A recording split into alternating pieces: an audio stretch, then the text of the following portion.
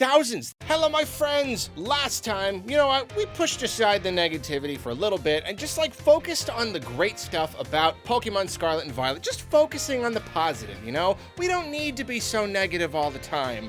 So we did that, we got that out of the way, and now my negative side is just bursting to get out of me. So you know what? It's time to be negative again. Here I am with my top 10 worst things about Pokemon Scarlet and Violet. You need the dark and the light. They balance each other out. It's important, right? I'm sure a Kingdom Hearts fan could give me a really awesome quote that would go here right now. So you know what? Let's get started. Number 10. No more shiny chime. I know this one is gonna be kind of divisive, and I definitely, I get it. I can kind of appreciate it. Legends Arceus introduced this thing where, if you just see a Pokemon that's a shiny out in the wild, it does a little bring and, does a little sparkly so that you know it's a shiny. Some people thought that this made it a little bit too easy to find shinies, and so, now in Scarlet and Violet, you have to actually just see them. You have to just notice that they're a different color and get into combat with them before you confirm, yes, it's a shiny. And I get it. It's kind of a middle ground. Personally, though, I can't see color super well. I'm a deuteran or whatever, very color weak. Reds and greens are kind of weird. And like most Pokemon, their shiny variants are so subtle. Even looking at them side by side, I have a hard time telling. And I'm not super duper familiar with all the Pokemon, all their shiny variants. So pretty much this new system means I will not ever find any shinies ever again. That's just something that I've just had to accept. It's, like I said, I get it, but for me personally, this is a very big, oh man, it was so fun to hunt shinies before, and now, beyond abusing outbreaks and, hunting for one on purpose, I'm probably just never ever gonna see one ever again. So, yeah, pretty disappointing. Number 9, the kinda weird battle camera. When you're in more important battles, then you'll get the traditional, the active camera with all the cool camera angles and stuff. But then when you're just out on the field, just fighting a regular trainer or a wild Pokemon, the camera's just right there and you kind of move it around with the stick, and that's just kind of it. It's, it's fine. It works fine. The real problem is, what is with the trainers wanting to stand just a mile apart when they fight? So you know what I'm saying? The Pokemon are so far apart that you can barely even fit both Pokemon and both trainers in the frame. The camera is just too close. And I kind of feel like I should not have to spend some of my time in a battle just trying to get a good angle. Just why are they so far apart? Why is it so hard to get them in the frame? And this is made especially worse because a lot of Pokemon are just really tiny.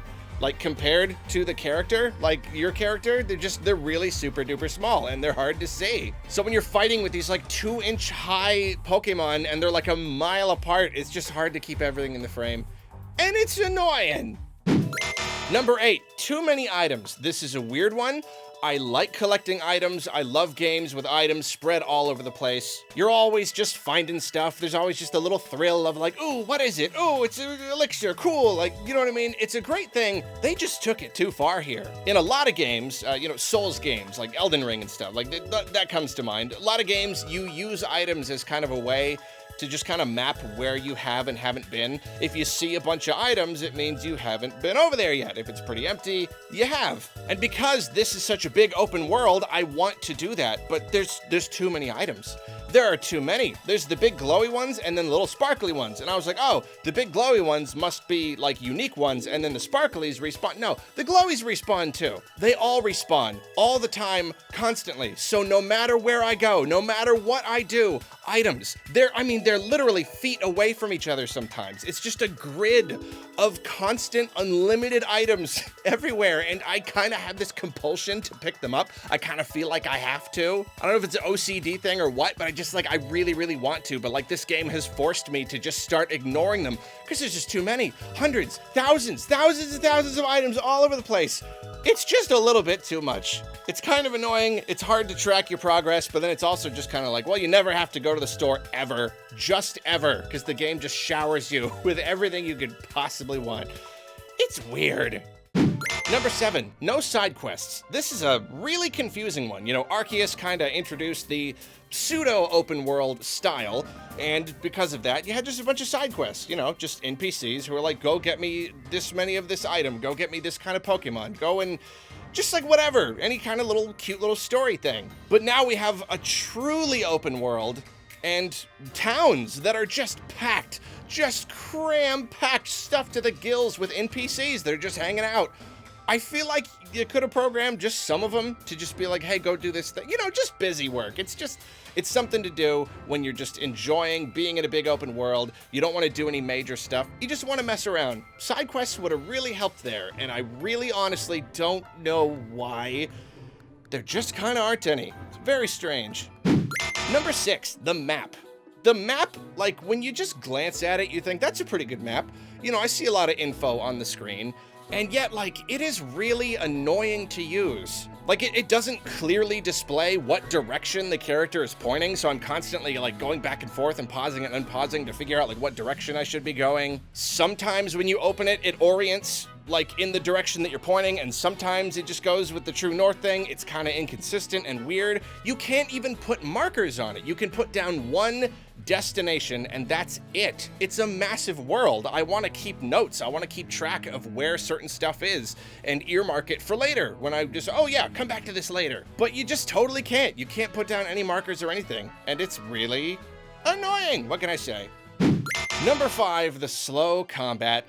Arceus, it really just trimmed all the fat, made the combat so much more quick and fluid, and all of the, you know, the stat raises and lower, it's so much quicker. And Scarlet and Violet really just took all of that away. The combat is pretty, I mean, like maybe a little bit faster, but for the most part, just as slow and tedious as it was on the Game Boy. Made more sense on the Game Boy, doesn't really make sense now. And it's a huge bummer because the game is a whole lot of fun, but just that, oh, that slow, sluggish combat, it's just drains me.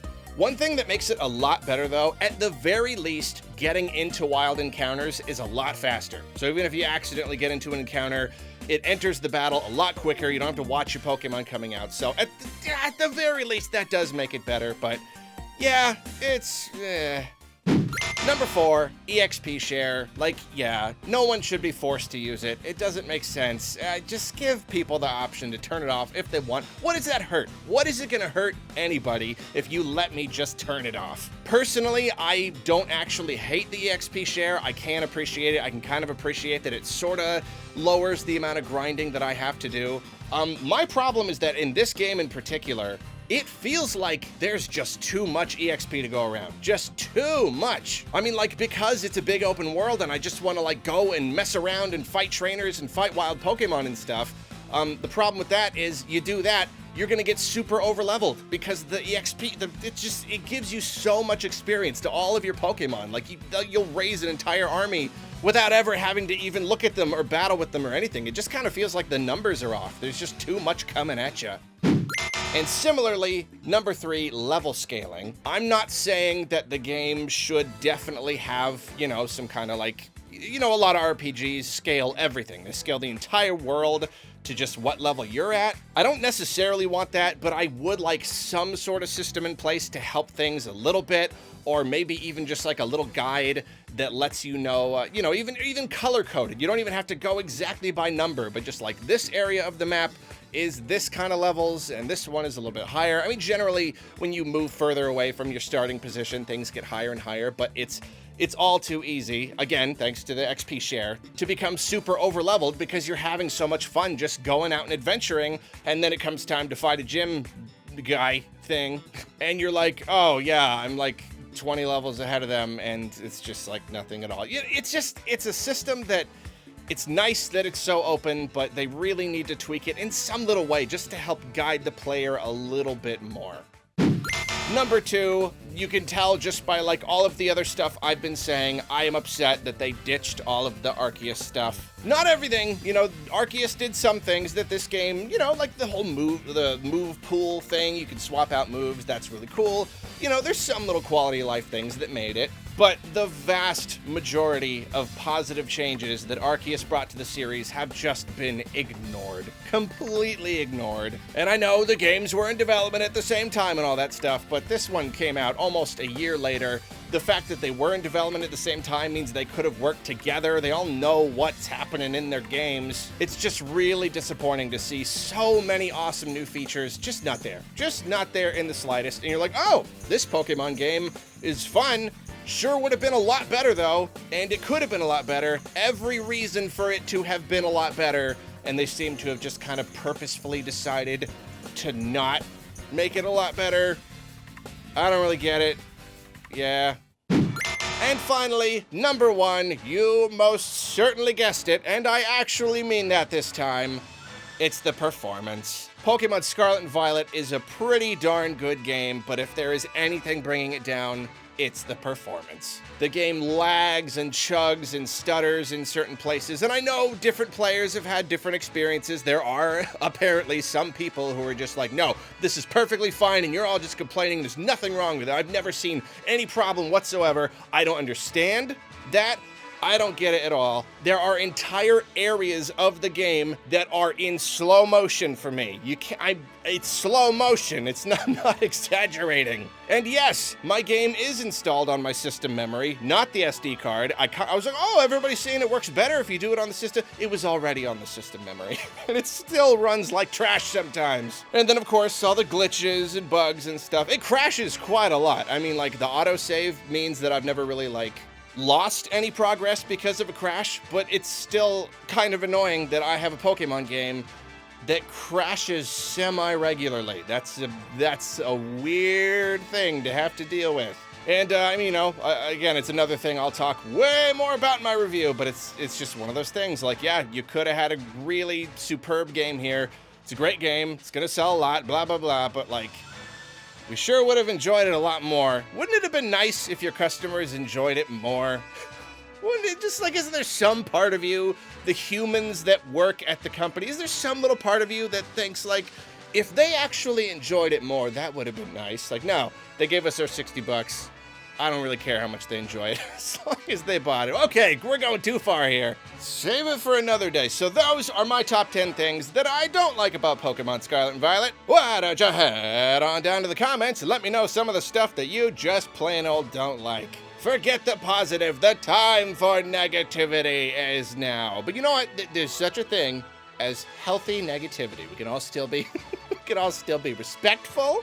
And we can talk about things we don't like, but still in a fun way. We can have fun with it. I love ya. Have a good day. Goodbye.